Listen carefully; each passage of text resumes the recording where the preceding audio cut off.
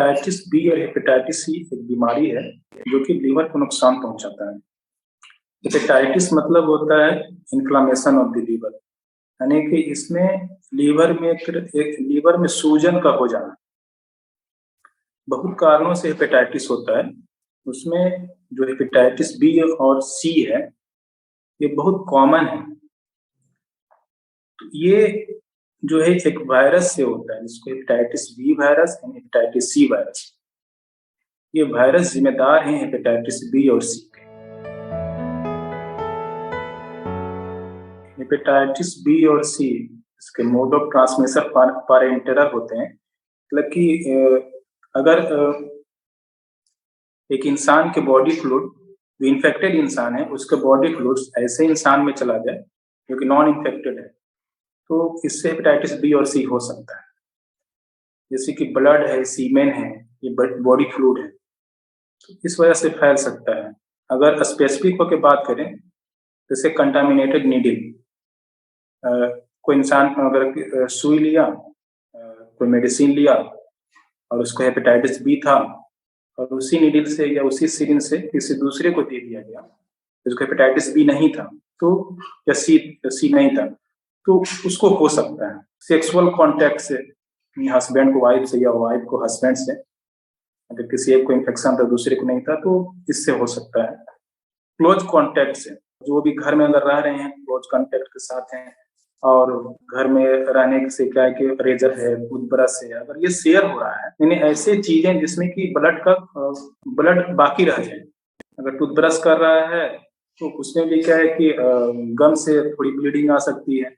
Razor shaving कर रहा है तो उसमें भी ब्लड लग सकता है। तो ऐसी चीजों को शेयर करने से हेपेटाइटिस बी और सी फैल सकता है। ये बहुत रेयर कंडीशन है और इन चीजों से, इन वजहों से हेपेटाइटिस बी और सी फैल सकता है। कुछ रेयर कंडीशन है जो कि जैसे कि हम बात करें ब्लड डोनेशन की या ऑर्गन ट्रांसप्लांटेशन की, तो ये पहले होता था लेकिन अब बहुत रेयर हो गया, क्योंकि ब्लड डोनेशन से पहले बहुत जो हेपेटाइटिस बी और सी की जो है स्क्रीनिंग की जाती है। तो ब्लड डोनेशन से और ऑर्गन ट्रांसप्लांटेशन से होना बहुत रेयर है। और ये भी जानना जरूरी है कि किन वजहों से ये नहीं होता है, ये नहीं फैलता है। तो हग करने से, हैंडशेक करने से, ब्रेस्ट फीडिंग से, किसिंग से, ये सब चीजों से हेपेटाइटिस बी और सी नहीं फैलता है। हेपेटाइटिस बी की अगर बात करें तो एक एक्यूट हेपेटाइटिस होता है, एक क्रोनिक हेपेटाइटिस बी होता है। एक्यूट हेपेटाइटिस हुआ यानी कि इन्फेक्शन हुआ और कुछ दिनों के बाद ही उसको सिम्टम्स आ गए, तो यानी 6 महीना के अगर अंदर आ गया सिम्टम्स तो उसको एक्यूट हेपेटाइटिस बी कहते हैं। और 6 महीने के बाद उसको अगर पता चला तो उसको क्रोनिक हेपेटाइटिस बी कहते हैं। तो एक्यूट हेपेटाइटिस बी में जो सिम्टम्स हैं, जो कैफियत है, उसको फ्लू लाइक सिम्टम्स आते हैं, जैसे कि बुखार का आना, पेट में दर्द होना, जॉन्डिस होना, भूख नहीं लगना, थकान महसूस होना, ये एक्यूट हेपेटाइटिस बी के सिम्टम्स। अगर बहुत एडवांस लीवर डैमेज हो जाए तो उसमें स्वेलिंग, सॉपलिंग, मतलब पैर में सूजन आना, पेट में पानी आ जाना, हेपेटिक इनकेफेलोपैथी यानी कि कंफ्यूजन होना, कोमा होना, ये सब कैफियत भी मिल सकती है। क्रोनिक हेपेटाइटिस बी की अगर बात करें तो जनरली इसमें सिम्टम्स नहीं मिलते हैं, एसिम्प्टोमेटिक होते हैं। कॉमन है इसमें थकान का महसूस होना, पता चलता है जनरली स्क्रीनिंग से। किसी दूसरे वजह से एक इंसान डॉक्टर के पास गया ऑपरेशन के लिए या फिर कोई और वजह से, उसका रूटीन चेकअप हो जाता है हर जगह, तो उसमें पता चला कि इसको हेपेटाइटिस बी है और उसको कोई कैफियत, कोई सिम्टम्स नहीं होता है। और अगर हम बात करें हेपेटाइटिस सी की, तो हेपेटाइटिस सी जनरली एसिम्प्टोमेटिक होता है। इसमें कॉमन है थकान महसूस होना। हेपेटाइटिस बी और सी, हेपेटाइटिस बी हम अभी बताए कि जो एक्यूट हेपेटाइटिस बी है ये जनरली खुद से ठीक हो जाता है, 95% लोगों में अनइवेंटफुल ये ठीक हो जाता है, लेकिन कुछ परसेंट में ये क्रोनिक हेपेटाइटिस बी में कन्वर्ट हो जाता है। क्रोनिक हेपेटाइटिस बी ये जो है कि आगे जाकर के सिरोसिस ऑफ लीवर करवाता है, और सिरोसिस ऑफ लीवर से फिर लीवर कैंसर होने का चांस होता है। तो क्रोनिक हेपेटाइटिस बी और सिरोसिस ऑफ लीवर के बाद के जो कॉम्प्लिकेशन है,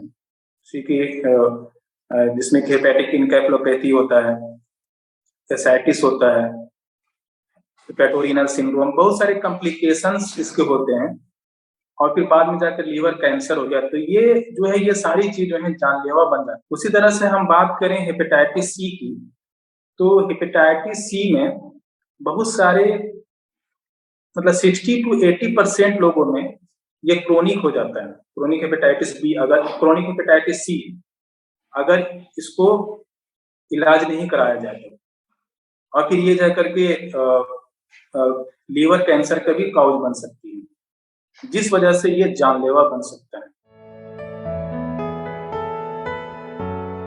हेपेटाइटिस बी और हेपेटाइटिस सी दोनों एक वायरस होता है, इसको hepatitis B virus and hepatitis C virus कहते हैं। तो इसके इलाज के लिए एंटीवायरल दवाएं मौजूद हैं। हेपेटाइटिस बी की जो दवाएं हैं वो एक्यूट हेपेटाइटिस बी जिसको होता है उसमें स्पेसिफिक एंटीवायरल की जरूरत नहीं पड़ती है, नहीं रिकमेंड किया जाता है, क्योंकि वो ऑलरेडी पहले से ही और वो खुद से वो 95% लोगों में ठीक हो जाता है। क्रोनिक हेपेटाइटिस बी अगर है तो उसमें भी सभी लोगों को एंटीवायरल की जरूरत नहीं पड़ती है, लेकिन रेगुलर मॉनिटरिंग करवाने की जरूरत है। ये देखना होता है कि किस टाइम पे वायरस ज्यादा एक्टिव है, ताकि दवा एंटीवायरल दवा टाइम पे शुरू किया जाए। उसके लिए टेनोफोविर एंटीवायरल दवा है, टेनोफोविर, एंटाकावीर, इंटरफेरोन। तो हेपेटाइटिस बी की जो दवा है जनरली लाइफ लॉन्ग होती है। अब तो गवर्नमेंट के through national hepatitis control programme के तहत जो गवर्नमेंट हॉस्पिटल से ये 2018 में शुरू हुआ था ये प्रोग्राम, और इस प्रोग्राम के तहत गवर्नमेंट हॉस्पिटल में फ्री में इसका जांच और फ्री में इसकी जो एंटीवायरल दवाएं हैं वो फ्री में दी जा रही हैं, क्योंकि दवाएं बहुत महंगी होती हैं और हेपेटाइटिस बी का जो इलाज है वो लाइफ लॉन्ग होता है। और बीच बीच में मॉनिटरिंग के लिए हेपेटाइटिस बी वायरल लोड कराया जाता है, ताकि देखा जाए कि ये दवा का कुछ साइड इफेक्ट तो नहीं हो रहा है, या कहीं दवा का कुछ रेजिस्टेंस तो पैदा नहीं हो गया है, या कि ये कैसा काम कर रहा है। मतलब बीच में इसको मॉनिटरिंग के लिए ब्लड टेस्ट करवाना होता है। और जिसको सिरोसिस ऑफ लीवर हो गया है उसको फिर बीच में कैंसर के लिए स्क्रीन करवाना होता है कि कहीं कैंसर में तो ये कन्वर्ट नहीं हो रहा। हेपेटाइटिस सी की अगर हम बात करें तो हेपेटाइटिस सी जब पता चलता है तो इसमें जीनोटाइपिंग फिर करवाते हैं। उसके बाद इसका भी एंटीवायरल दवा मौजूद है। दवा देने के बाद जो है 12 वीक के बाद वायरल लोड कराया जाता है। अगर वो अनडिटेक्टेबल रहा, मतलब HCV hepatitis C virus RNA अगर नहीं मिला, उसमें डिटेक्टेबल नहीं है, तो कहते हैं कि इसको ये क्योर हो गया है, हेपेटाइटिस सी क्योर हो गया है। इसको कहते हैं सस्टेन वायरोलॉजिक रिस्पॉन्स। तो ये इस तरह से हेपेटाइटिस बी और हेपेटाइटिस सी का इलाज किया जाता है। हेपेटाइटिस बी के टीके मौजूद हैं, हेपेटाइटिस सी के टीके मौजूद नहीं।